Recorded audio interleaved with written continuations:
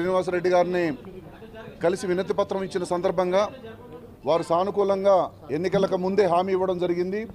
ఆ హామీ మేరకు తప్పకుండా పరిశీలనలో ఉంది, పరిశీలించి అది అమలు చేస్తామని చెప్పడం జరిగింది.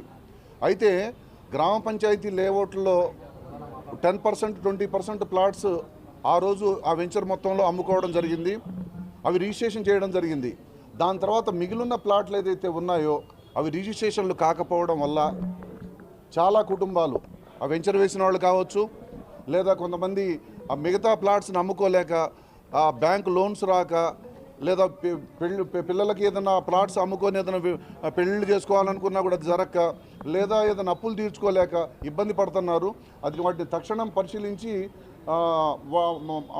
గ్రామ పంచాయతీ లేఅవుట్లది ఏదైతే ఉందో విముక్తి చేస్తామని మంత్రి గారు హామీ ఇవ్వడం తెలంగాణ రాష్ట్ర రియల్టర్స్ అసోసియేషన్ తరఫున వారికి ప్రత్యేకంగా కృతజ్ఞతలు తెలియజేస్తూ సాధ్యమైనంత త్వరగా వారిని కలిసి మళ్ళీ అభినందన సభ పెట్టాలని చెప్పేసి మనం నిర్ణయించుకోవడం జరిగింది.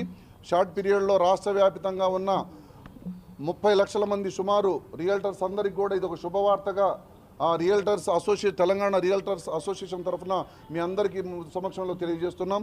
ఇది అందరికీ త్వరలో శుభవార్తగా ఈ రాష్ట్ర ప్రభుత్వం ఇచ్చిన కానుకగా రియల్టర్స్ అసోసియేషన్ తరఫున భావించాలని తెలియజేస్తూ సెలవు తీసుకుంటున్నాం. Thank you.